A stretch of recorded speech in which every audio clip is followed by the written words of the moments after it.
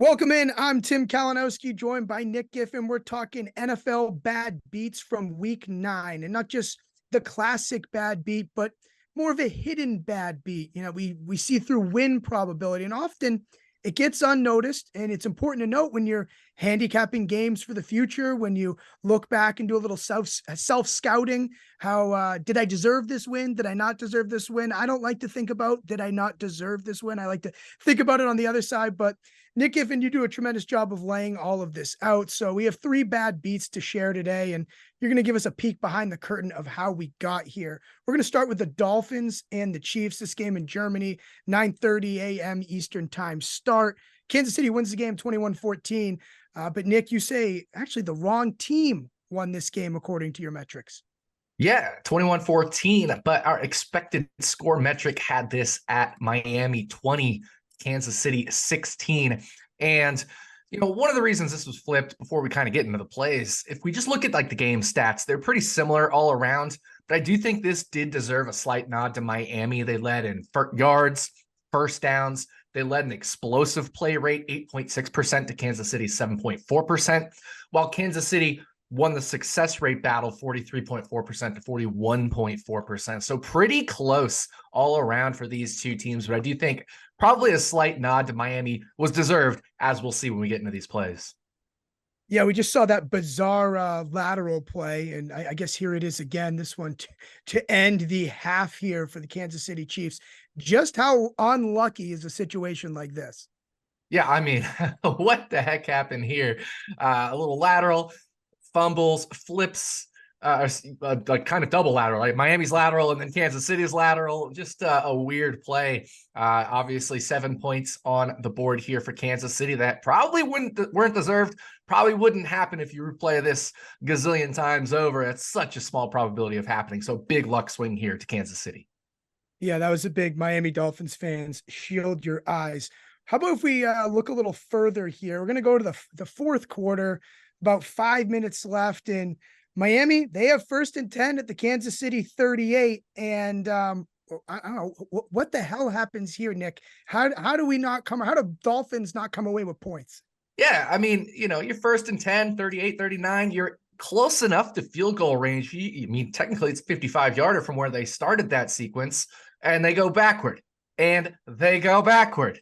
And then, of course, on 3rd down, they get a completion here, but it's not enough. And they end up having to punt. So, when you're in that situation, especially with an offense as good as Miami's, we expect points on the board, not necessarily a touchdown, but maybe around 1 or 2, maybe 3 points expected from this drive. So a little bit unlucky for Miami on this sequence as well.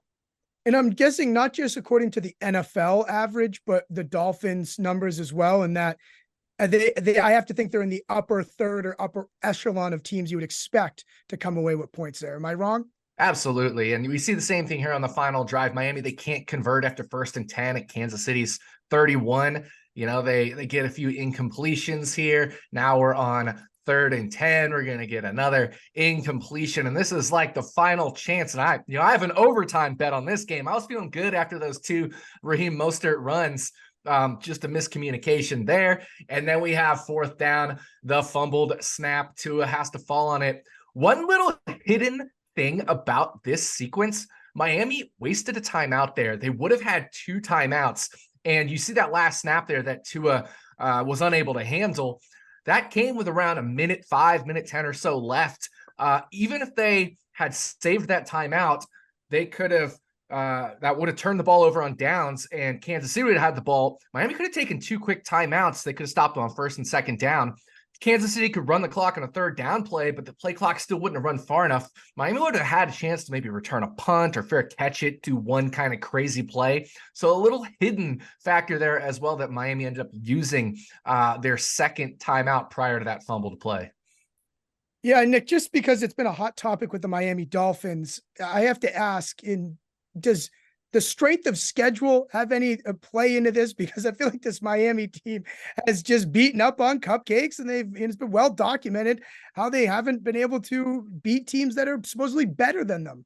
Yeah, well, each play outcome has its own probability of happening, and it's different for each team based off of the strength of that team. So Miami's strength, while they're good, of course, that is all also adjusted for the schedule that they have played as well. So we're just kind of basing it off of how we perceive Miami and how we perceive Kansas City coming into these games based off of their not necessarily power ratings, but their strengths based off of all the play-by-play data so far to date. So definitely, like you were alluding to earlier, a team like Miami would be expected to score in some of these situations a lot more than maybe a team like the Carolina Panthers or something like that. Yeah, despite what people say about the Dolphins, they should be able to score. Yeah. So as we move on here to the Panthers and the Colts, this is your second bad beat here. The actual score of this game, Indianapolis 27, Carolina 13. But Colts should have won this game, but only by 1. So that would have been a cover for Carolina backers. Yeah, absolutely. This was a really close game. And if you were backing Carolina, really unlucky because they should have definitely covered this one. I mean, this game, 27-13, our expected score 15-14 for the Colts. So we had the Colts barely edging out a win here over the Panthers, but it ended up a 2-touchdown result. That's a 33% win probability swing overall. Yeah, let's go here to some low lights of Bryce Young. He's going to throw 2 pick sixes, in this little highlight monologue here, little highlight bit here. This one at the end of the half, one of the worst times to throw an interception. Absolutely. I mean, you're driving, you're kind of at midfield here. You have a chance to put some points on the board, close a 10-point gap down. And Bryce Young throws a pick 6. Really unlucky play here, considering Bryce Young has not been very aggressive. He hasn't thrown a lot of bad balls this year. And the Colts have been pretty bad at forcing bad balls in these kinds of situations. So I had a Bryce Young under interceptions ticket. I had under on the first half total, and this one put it over. So just a lot of bad luck involved. Carolina backers as well. Unlucky there. So super, super duper win probability swing just on that one play. Yeah, and it's going to be the same old story again here. Bryce Young's going to throw a pick 6 early in the fourth quarter. I was on the Panthers, so that makes this is a tough exercise, hard for me to watch. And I will say, as we watch this pick 6, Nick, it's you're grading this on, I guess, the curve of that. Like you said, Bryce Young doesn't tend to throw bad balls, as you say. Do you come up with this bad ball metric? Is this pulled from other places? How do we spit that out? Yeah, I was introduced to it from Ed Fang of the Power Rank. And so now I've been, looking into it myself, and it really is a good indicator of, interception rate. Guys that throw very few bad balls will tend to have lower interceptions. So if a guy has a lot of interceptions, but he's thrown really few bad balls, he's been super unlucky. Vice versa, a guy throwing a lot of bad balls with low interceptions, been very lucky. So that's all kind of accounted for as well. And there's something called bad throw percentage that Pro Football Reference puts out. That's different than bad ball percentage. So we got to make sure we keep those two different bad statistics. The Pro Football Reference one has nothing to do with interceptions. It's just, did you throw an uncatchable pass? But that's typically also uncatchable, not always, but very often uncatchable for the defenders as well. So it has almost no correlation with interception rate, whereas bad ball percentage absolutely has a strong correlation with interception rate. Yeah, I got you. And as you put out this lovely piece every week on the bad beats, you also do a lot of work, and I track your picks, and I have the notifications on for you in the award-winning action app for your interception bets. So I'm always interested in following those. And I'm not imagine, I know it comes from a lot of those bad ball metrics. And it's always interesting to see what quarterback do you perceive as better than they actually are, worse than they actually are. And Bryce Young, guy who's been getting kind of a lot of flack with the way CJ Stroud is playing, not throwing a lot of bad balls, and because he's not aggressive. He's got he's got the lowest aggressiveness percentage per next gen stats, the second lowest intended air yards per attempt. So he's just not super aggressive. And that's what we also see why he takes so many sacks. He's obviously in this game, the Colts picked him off twice, but generally speaking, he's making the safer passes. And if he doesn't see somebody wide open, he's trying to figure out where he's going to throw the ball, and then he takes a sack. So he just has not been aggressive, which leads to a low interception rate, but also leads to not really moving the ball down the field a whole lot, which is why Carolina has struggled offensively. So these 2 interceptions certainly were on the unlucky side, especially getting them both returned for a touchdown.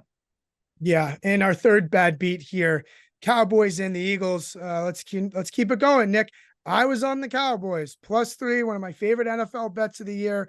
They lose to Philly 28-23. The expected score, though, you had Dallas. They should have won the game, which I wish I could go submit that to Bet365 and say, hey, can I have can I have my Cowboys money back? But that's unfortunately not the case as we go through the key plays here. Dallas, nightmare from first and goal here. Yeah, first and goal on the Philadelphia 7. They even get a couple plays here a little bit closer. I mean, that first pass right there had a really good chance of being caught, just wasn't. And then, second and goal, third and goal, they eventually get the ball down into fourth and goal from the 1. We know if this was the Eagles, they'd be tush pushing it in to the end zone. For the Cowboys, they're not quite the same as the Philadelphia Eagles. They don't get it into the end zone. But even then, 4th and 1, there's a very solid chance that you're able to put points on the board, let alone when you also have first down inside the 7, second down inside the 7, third down inside there. So all of those plays together, right? We expect Dallas to come away with more than a field goal in those situations, especially given how good they are. We're also adjusting for Philadelphia's defense, yes. But generally speaking, when teams get this far in the red zone, especially on first down, they tend to convert at a rate that is above a field goal expectation. And even if not, they often have a field goal to fall back on. But in this case, it just didn't work out for Dallas. Yeah, I would have loved to see what Philadelphia's their offensive metrics look like when they would have had a first and goal from the 7-yard line. Not, I mean, look at that catch. It was so close to being in the end zone as well. His knee is down, of course, and ball's not in there. So just a tough situation there for Dallas. They got really close, really unlucky, but it ends up Philadelphia ball at their own half-yard line. And it gets even worse with Dallas here, fourth quarter, about 6 minutes left. They don't get the 2-point conversion. It's called on the field good. I got up and went to the bathroom, came back and saw that the score hadn't changed. And I was saying, what the hell just happened? Tell me how unlucky I was, not just, I guess, to miss the play and be a poor NFL fan, but for Dallas backers here as well. Yeah, this one, the play itself isn't a massive win probability swing. We expect to convert these 2-point conversions about half the time. So you're only missing out on one expected point, something like that. But it's what it did to the score line that matters so much more. This goes from what would have been a 3-point game had they convert this, so you could kick a field goal, send it to overtime. Instead, it's a 5-point game. So now Dallas has to get touchdowns at this point. And it leads to what we eventually see here, in that Dallas then needs a touchdown. So these things are cumulative. They build on top of each other. I guess, how are you able to factor that in? Is it simply just, the whole thing is aggregated a different way, but it forced them to play a different game script here, right, Nick? Exactly. They couldn't settle for a field goal, which is, why that 2-point conversion mattered so much, why it was so unlucky in that regard, because now it forces them to have to go for a touchdown. So you eliminate that probability of just being able to go for a field goal. Now, hindsight 2020, Dallas actually would have gotten the ball back. Maybe, if they kick a quick field goal here and they stop Philly, they get the ball back, they can kick another field goal. But that's not really what we go for in these situations. It's the much better chance is just to grab one touchdown. So that's what happened with this 2-point conversion. It just set up Dallas needing to get touchdowns on these final couple of drives here. Yeah, and then Dallas gets gifted some plays down the field from Philadelphia. 3 tough penalties on that Philadelphia defense. You blink, and all of a sudden, Dallas has a chance to win the game. And somehow, some way, after all that, you think, oh, they're going to do this, and they don't, Nick. Yeah, exactly. They get the ball. They move it down the field. They eventually get a 1st and 5 at the Philadelphia 6-yard line. So not first and goal technically, but still 1st and 5. We're looking at 6 yards out from the end zone. We're looking at a spot, again, similar to what we had before, 1st and goal from the 7, and now it's 1st from the 6, and Dallas just goes backwards. I mean, look at this. They sack, incomplete, delay of game. What are you doing in this spot? You cannot be taking the sacks, the delays of game, and then finally, just unable to convert there at the end. Fumble lost. at the Philadelphia 4-yard line, as we're going to see here on this last play to, believe it was CD Lamb. So just a spot where Dallas had so many opportunities to score on these final couple of drives, and they just were not able to because they had to go for a touchdown instead of being able to settle for a field goal and possibly force overtime here. Yeah, Nick, I don't expect you to have the numbers at your fingertips right now, but it's sort of a macro conversation, and how much these 2-point conversions and how common they've been in the NFL has really changed the game for bettors. I mean, it used to be the thinking that if you bet an underdog and you're getting points, it's great because your interests are aligned with that team. They just want to win the game, and all you need them to do is cover. So it should make sense. But with all these 2-point conversions and failed and it's made these key numbers almost less significant and changing some of our key numbers. Just a thought on how that's changed, you kind of seeing it the same way. Yeah, we see this with a few different scores. 5 points is actually, while it's not a key number, it's popped up several times this year. The Bills they've only gone for 2 until this week. They'd only gone for 2 twice this year, and both times it was while they were down 5, trying to make it a 3-point game. They converted one, I believe, and they didn't convert one. So all of a sudden there's a 5-point game. We see one here. So it's not that 5 becomes a key number, but it becomes a little more common than it used to be. We see the same thing with, some 2s, things like that. We've seen some more 8s as well because teams are able to put themselves in this situation. The new theory over the past several years, especially with moving the extra point, is if you're down 14, you score a touchdown, you go for 2. So you know what you need the next time you score a touchdown. And if you miss it, then 8 becomes even more of a key number than it used to be in the past. Or if you get it, 6 becomes even more of a key number than it used to be in the past. So it's not that 7 and 3 aren't the most common key numbers. They still are. It's just we've changed the distribution. We've massaged it a little bit. Yeah, and that's changed the game for teasers as well. Like it's almost like, hey, you've got to make sure you get through 8.5. If you're teasing upwards, it's become quite the interesting. I love this thing because it's like a study. It's like, how are these things evolving? And Dr. Nick Giffen, I like to, we're like performance surgery here, trying to figure out how to diagnose these patients and what to do as gamblers. And just a final note, you said Dallas significantly outgained Philly in this game on top of everything. Yeah, 406 yards to 292. And that doesn't tell the whole story, right? Because Dallas had more plays. But in terms of yards per play, Dallas was nearly 1 yard per play better than Philadelphia, 5.8 to 4.9. And we talked about those last 2 drives where they had to go for a touchdown. The maximum expectation, when you take like the single play that had the maximum expected score, you add those up for those final 2 drives, they were expected to come away with 8 points, which would have been enough, of course, to put them over the edge there, but they came away with 0. Yeah, unfortunate for Dallas backers like myself. And you have one final thought on the New York Jets, as they would have inserted themselves into these 3 bad beats if we weren't doing this essentially before Monday Night Football.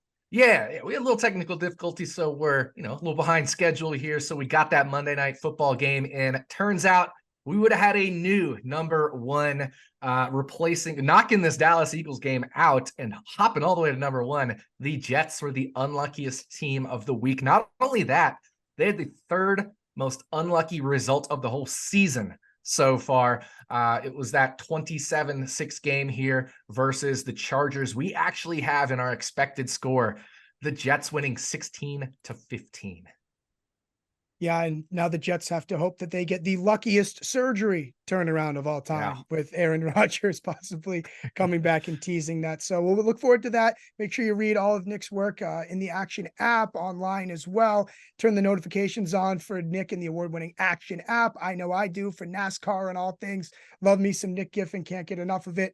And for week 9, that'll do it. On behalf of Nick Giffen and our wonderful producers, there you have it. Bad Beats NFL Week 9. See you here, same time, same place next week.